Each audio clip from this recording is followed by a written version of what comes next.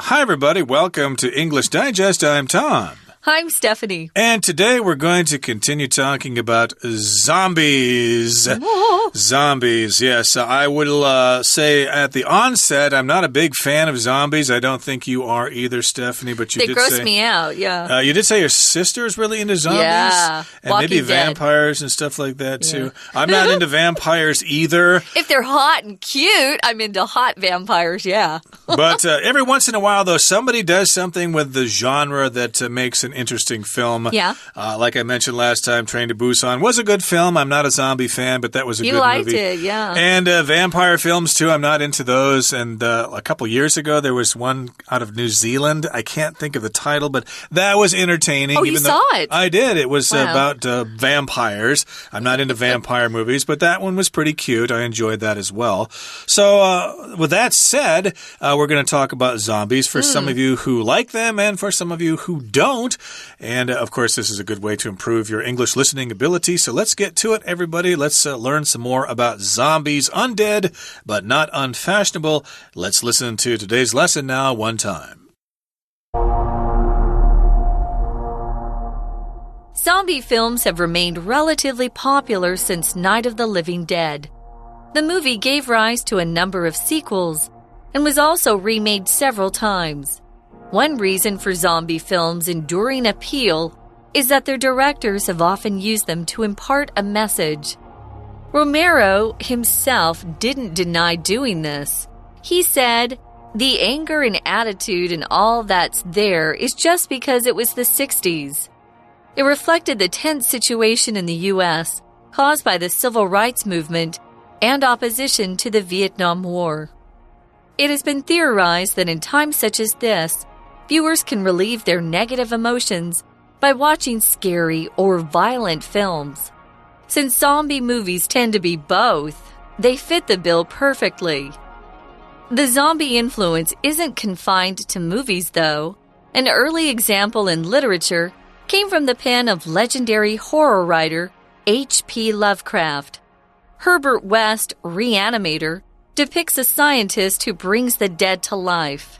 In the modern era, Max Brooks's tongue-in-cheek The Zombie Survival Guide is a how-to for surviving a zombie plague, while Pride and Prejudice and Zombies adds The Living Dead to Jane Austen's classic novel. Another example of zombies in pop culture is the Zombie Run. This is a 5-kilometer fun run in which runners wear flags on their bodies. Zombies on the course try to snatch the flags. Only those who make it to the finish line with flags remaining are classified as survivors. The word is also used in the context of smartphone zombies, people who are turned into brainless walking corpses by their addiction to their phones. Therefore, while zombies may terrify us on the screen, we're certainly happy to give them a place in our lives. All right, everybody, the time that you've been looking forward to has arrived. We're now going to discuss the contents of today's lesson. So, let's get to it. Zombies undead, but not unfashionable. They are actually alive, and they are fashionable. So here, zombie films have remained relatively popular since Night of the Living Dead. Remember last time we talked about the origins of the word zombie, came from Haiti and some kind of local beliefs there. And later on, it became a part of popular culture since the movie Night of the Living Dead way back in 1968. So, of course, zombie movies have remained more or less popular since that time. Relatively means compared to other times or compared to other films. They're not the most popular genre of film out there. You don't see a zombie movie coming out every week. Maybe once every, 6 months or so, you'll see a zombie movie. Rom-coms, romantic comedies are probably the most popular genre, but of course there are action movies and superhero movies. Those are probably more popular, but in any case, they're more or less popular. Popular enough, and the movie gave rise to a number of sequels and was also remade several times. So Night of the Living Dead was quite popular, so of course it gave rise or brought about quite a few sequels, which are movies following that, like Night of the Living Dead 2 or Rise of the Zombies in Madagascar or something. I don't know what some of those sequels were. I'm just making those names up. But yes, there were a number of movies that came out after that of the same series. And it's also been remade. Night of the Living Dead has had several remakes since that time.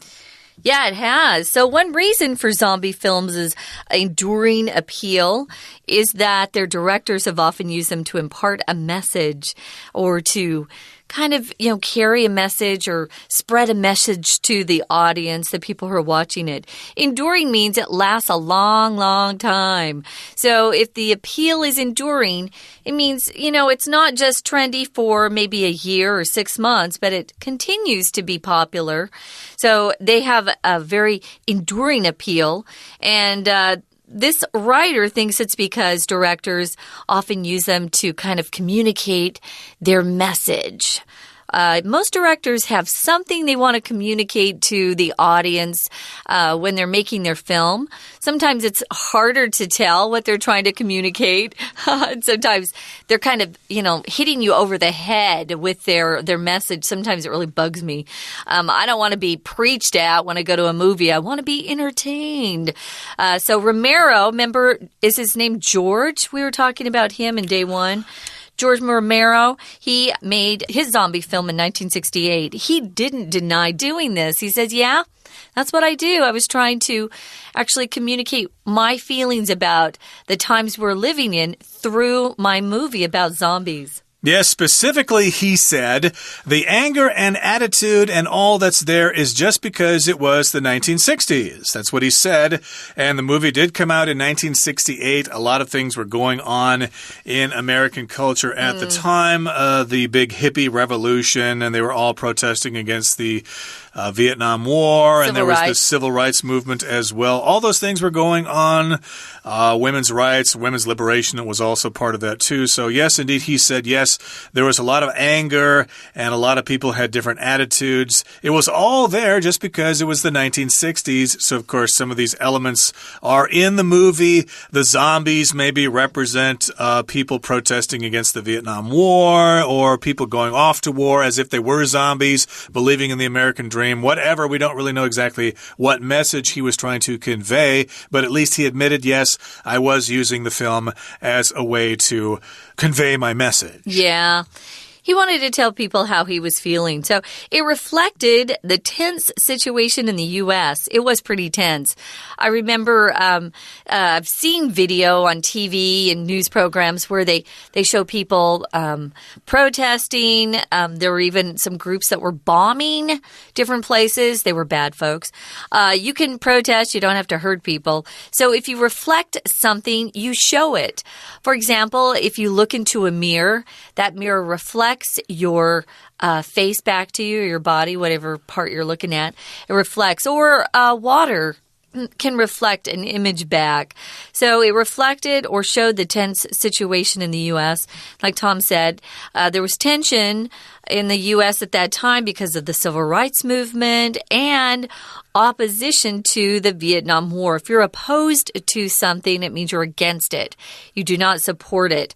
Opposition is the noun form of the verb to oppose. So if you oppose something your government's doing, you are welcome to protest. Not in every country. Some countries do not allow you to protest because they don't have much freedom. But here in Taiwan, we can. Yes, we can indeed, and protests are going on all the time. But at the time, there was opposition to the Vietnam War. Yeah. Why are we there? Why are we fighting there? It's a ridiculous war. It's silly. We'll bring our boys back home, etc. Make love, not war. Hell no, we won't go. Stuff like that. Flower power, all part of the Vietnam War protest movement. And it has been theorized that in times such as this, viewers can relieve their negative emotions by watching scary or violent films. So this is a theory, and here we've got the word theorize as a verb. It just means you come up with an idea, an explanation, or a theory. Yeah, why do people like to watch zombie films? Well, they say it's probably because they've got these negative emotions and they need to relieve those negative emotions by watching a scary or violent film. That is the theory. Somebody theorizes that that's the case. I can't imagine that it helps relieve some of those feelings.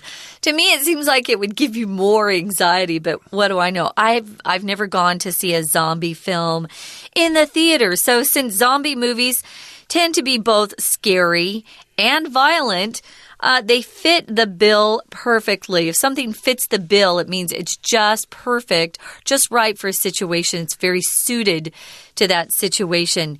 Maybe you're looking for a red dress. Ladies, you have a big school dance coming up, and you go to a lot of stores, but the last one you go to has just the perfect dress. It's long. It's got lots of things you like about it, ruffles, whatever. It fits the bill. It is exactly what you're looking for. Now, going on to the next paragraph, the zombie influence isn't confined to movies, though. If you're confined to somewhere, guys, it's almost like somebody put you in a cage and you can't move, so you're restricted. You could use the word restricted. Isn't restricted to movies, though. It isn't. There are zombies in a lot of culture, not just movies or TV shows. There are zombies in literature, too, in books. And an early example in literature came from the pen of legendary horror writer H.P. Lovecraft. He's a legendary horror writer. He wrote horror stories and horror novels. He's legendary, of course, because he wrote a long time ago and people know his works now. Have you read his stuff? No, but I had a friend who just loved reading his stuff all the time. I'm not really into that fantasy kind of stuff, but in any case, one particular story or novel that he wrote, Herbert West, Reanimator, depicts a scientist who brings the dead to life. So I guess that's a work by H.P. Lovecraft. Herbert West, that's the name of a person. Reanimator, somebody who brings something to life, I guess. It depicts this scientist. To depict just means to describe in the form of a story or in a painting. There's the Picasso painting Guernica, which depicts the Spanish Civil War. I wanted to say here, too, if someone is described as being animated, they're very vivacious. They're 很活泼, as we say here in Taiwan. So animation is not just confined or used only in cartoons or movies that are cartoons. No. If you're animated, you're you've got a lot of energy, emotion. You're not boring and silent. You're kind of fun to watch. So we're going to take a bit of a break here, listen to our Chinese teacher, and then we'll be back to continue talking about zombies. Hi everyone, my name is Jenny. 今天我们要继续来看僵尸片 Zombies。 好，我们知道这个 Zombies 这个字的来源，提到说跟海地的当地的一些习俗传统跟非洲的传说有关。可是呢，今天要继续来看的是为什么 Zombie 这样子僵尸片的电影它会到现在成为这么样的受欢迎。好，还有我们要来看看文学作品里面是不是也有很多可以提出来当例子的呢？好，的确，那我们先谈为什么。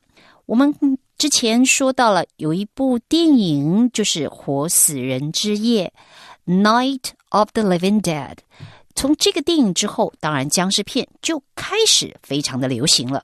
那之后它还有好几篇的 sequels， 也就是好几个续集。好，那我们这边注意到一个片语 gave rise to， 我们说这个 gave 当然是过去式， give rise to 它的意思就等于 lead to， 也就是造成了或是接下来就导致了。那这边说到刚刚讲的这个 Night of the Living Dead 之后，造成了接下来好几部的续集继续拍，而且还被重拍好几次。那僵尸电影呢，它这样子的这种有 enduring appeal， 也就是有这种持久的魅力，它到底是为什么呢？这段说到，其实这跟当时的时代背景是有关系的。我们要记得，我们说到那是1960年代，而那个年代里面呢，在美国呢，它有民权运动。好，除了这个之外，当然还有就是对越战、反越战这样子的情势之下，所以说好像在一般的大众里面，当这样子的年代之后，可能就因为观众呢借着看恐怖片或暴力电影就可以把他们负面的情绪给疏解了。好，我们来看到这边有几个地方。首先呢，就是这边说到这样子的说法，说靠电影来疏解人们的负面情绪，这是理论上的一个说法。这边有一个字 theorize， 我们知道 theory T-H-E-O-R-Y 代表理论，当你说 theorize 就是把它理论化，所以刚刚谈的这样子的看法，这样的说法被理论化，有人这样讲。好，那我们再来看这一段的最后有一个片语，那他说到僵尸电影呢，其实的确它呢既恐怖又有暴力，所以呢的确符合这样的要求，完全符合。好，注意到这个片语 fit the bill。 好，接下来呢我们再来看，谈完了好多部电影的例子之后，我们来看看文学作品方面。在这段里面呢，我们连续也要提3个例子。好，说到了文学作品，那第一个提到的这个是一个传奇恐怖文学作家。好，这一位作家叫 H.P. Lovecraft， 他的这一部作品呢，我们把它翻成他说是尸体复活者 Reanimator。 好，那这个电影当然就是一个所谓的僵尸片了。 We're going to take a quick break. Stay tuned. We'll be right back.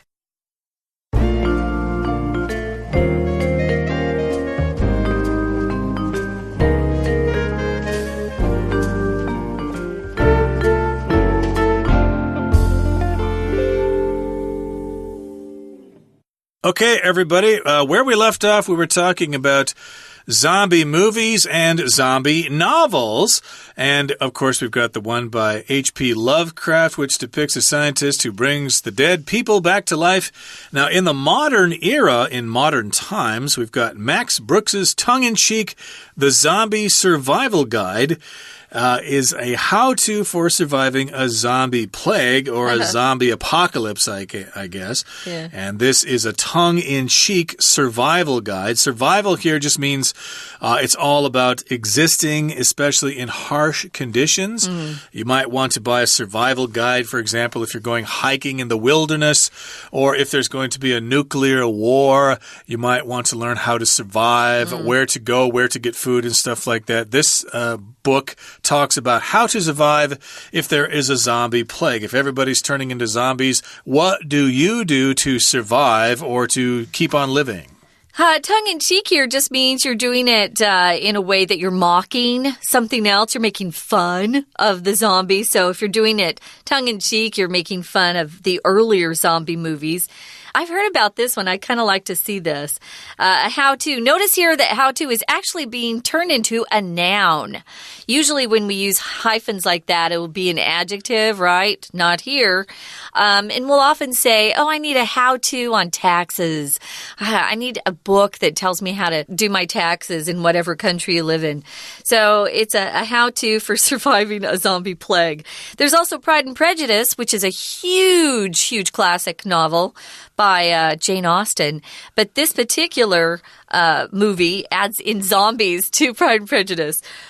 Which I think just ruins the whole thing. But what do I know? Interesting title, though. Pride and Prejudice and Zombies. It adds the living dead to Jane Austen's classic novel. I'm not familiar with the plot of that story. I am. Okay, so you would know that they're putting zombies in there somehow. I don't know how they're doing it. To interfere with the romance or something that's going on in the book. Who knows? I don't know. Maybe, bite Mr. Darcy. I don't know. Who knows? He becomes a zombie himself or whatever. You'd have to read the novel to find out for yourself. I'd be willing to be bitten by a zombie if I could end up with Mr. Darcy. Yeah. Oh, what a sacrifice. He's pretty cute. Interesting. Well, let's go on now to another example of zombies in pop culture.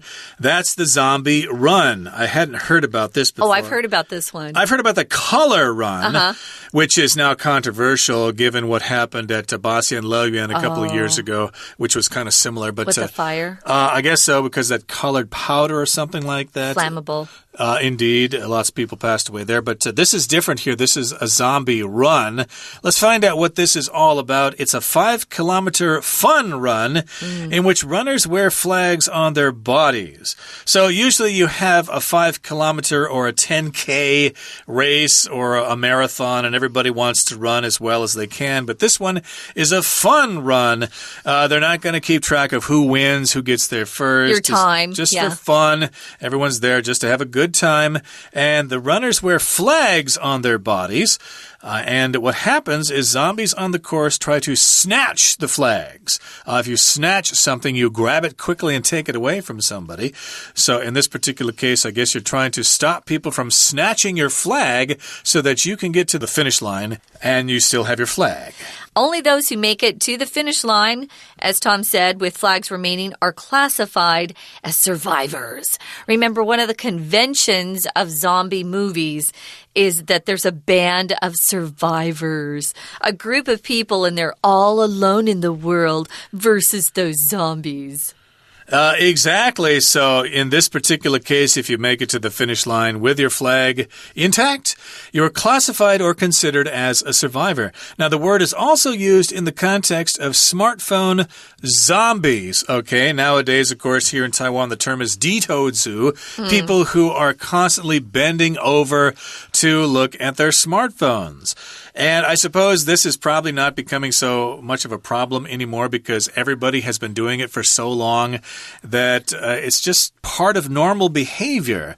So 低头族 and zombies for that term are kind of, to me anyway, they're kind of falling out of fashion because doing that all the time is just commonplace. But in any case here, we're using this term zombie to describe that. That's more of a modern usage in our modern context. If you talk about the context, you're talking about the circumstances or the setting of an event specific to that certain setting. So basically, we're talking specifically about smartphone zombies.